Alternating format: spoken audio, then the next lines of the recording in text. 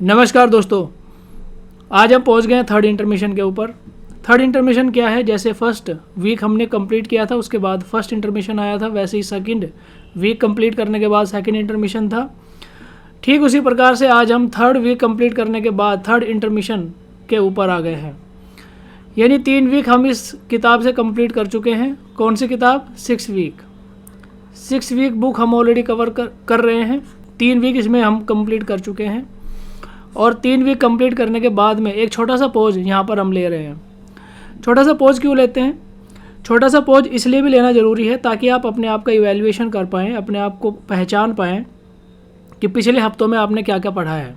ये बहुत ज़रूरी है जब आप तैयारी कर रहे हैं, जब आप प्रिपरेशन कर रहे हैं किसी भी एग्ज़ाम की या कोई भी चीज़ आप पढ़ रहे हैं अपनी सोशल लाइफ के लिए भी, तो आप उसको थोड़ा सा पॉज लेके ये देखिए कि आपने उसमें अभी तक क्या पढ़ा है।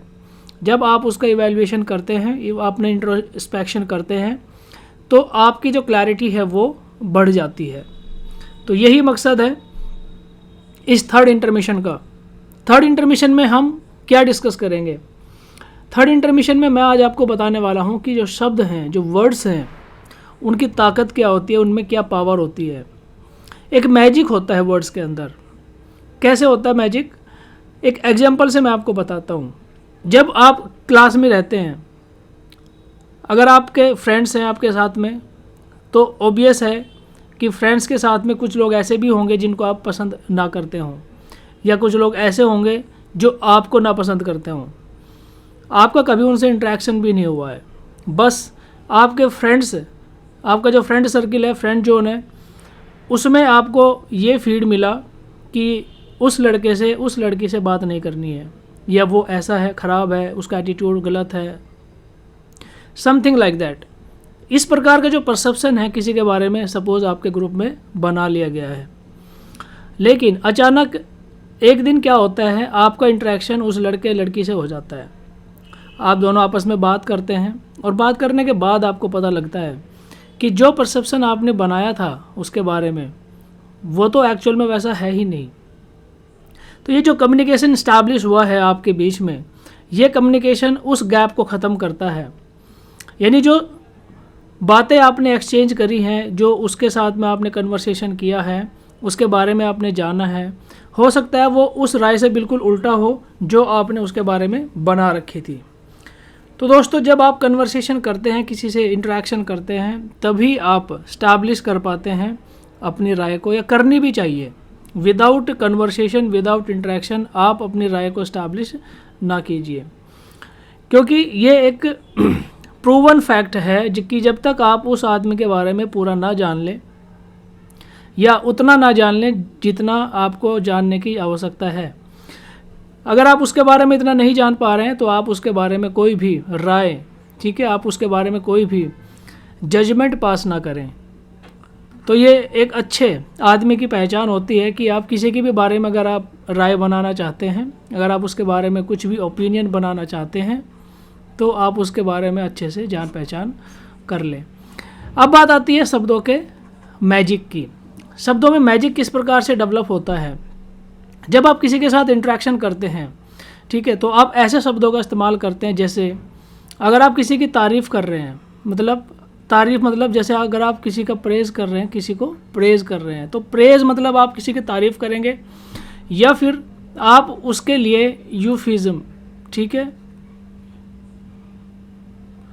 ये वर्ड है, देखिए, प्रेज़ करना या फिर यूफेमिज्म करना। यूफेमिज्म का क्या मतलब होता है? यूफेमिज्म का मतलब होता है किसी के बारे में अच्छे शब्दों का इस्तेमाल करना, उसकी तारीफ़ करना। अगर आप ये वर्ड यूज़ करते हैं प्रेज़, और अगर आप ये वर्ड यूज़ करते हैं यूफेमिज्म, तो देखिए दोनों में बहुत अंतर आने वाला है, ठीक है। आप यूफेमिज्म करते हैं तो दैट इज़ ऑल्सो, मतलब उसको आप इतना अट्रैक्टिव बना देंगे, जब आप किसी के बारे में कुछ शब्द बोलेंगे तो वो बहुत ज़्यादा अट्रैक्टिव लगेगा।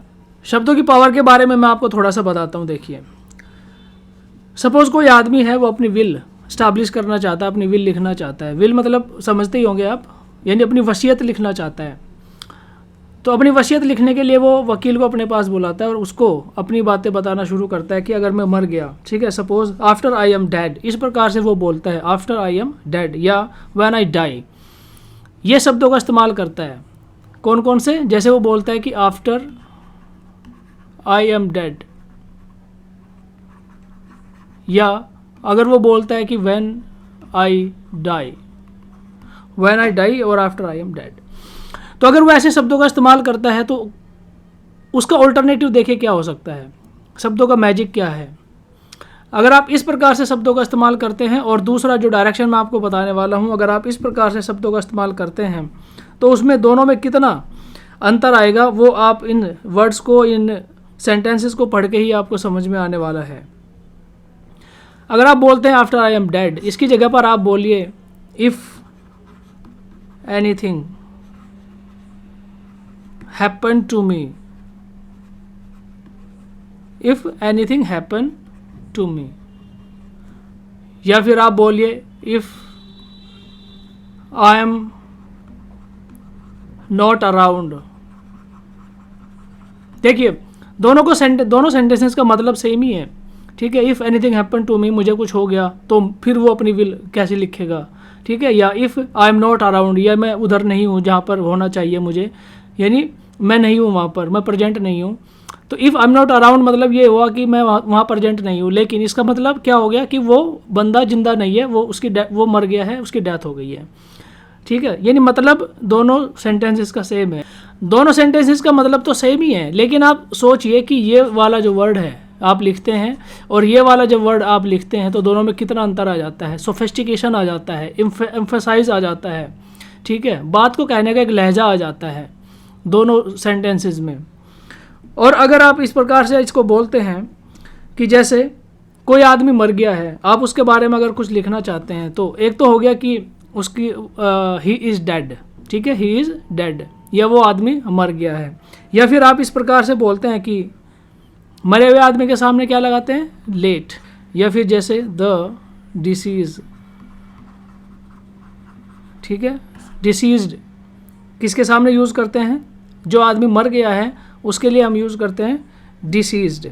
या फिर हम यूज़ करते हैं क्या, ही पास्ट अवे, पास्ट अवे हम यूज़ करते हैं उस आदमी के लिए जो मर गया है। या फिर अगर आप इस प्रकार से लिखते हैं कि आई लॉस्ट माई फ्रेंड, इस प्रकार से भी आप लिख सकते हैं I lost my friend.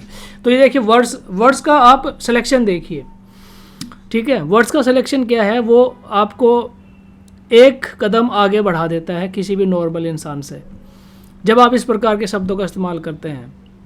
Passed away, I lost him, या आई लॉस्ट माई फ्रेंड, ठीक है, या डिसीज्ड। तो जब आप इस प्रकार के शब्दों का इस्तेमाल करते हैं तो आप ऑटोमेटिकली एक नॉर्मल आदमी से एक कदम आगे हो जाते हैं। आपकी जो डिक्शनरी है आपको अलाउ करती है कि आप दूसरे लोगों से बेहतर हैं, आप दूसरे लोगों से अच्छा कम्युनिकेशन कर सकते हैं, आपके पास वो शब्द हैं जिनको सुनकर लोग आपकी तरफ आकर्षित हो सकते हैं।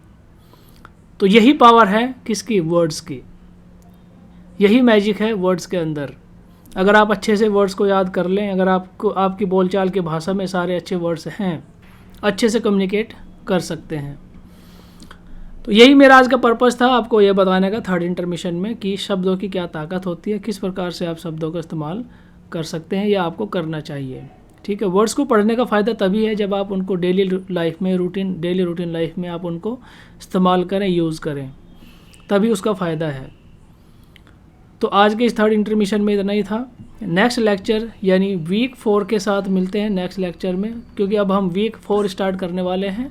और जैसा कि मैंने आपको बताया था कि डे तो इसी प्रकार से कंटिन्यू रहेंगे, क्योंकि हमने कहाँ पहुँचना है, हमने पहुँचना है ऑलमोस्ट 45 डेज़ के ऊपर, 45 डेज़ के ऊपर हमने पहुँचना है। डे 22 ऑलरेडी, मतलब ये नेक्स्ट लेक्चर में आने वाला है, 4 वीक हमारा स्टार्ट होने वाला है। तो मुझे उम्मीद है कि आप इस लेक्चर्स और इन वीडियोस के साथ में जुड़ेंगे और अपनी वोकैबुलरी, अपनी पर्सनैलिटी इसी प्रकार से इम्प्रूव करते रहेंगे। आज के इस वीडियो में इतना ही है। देखने के लिए धन्यवाद। जय हिंद।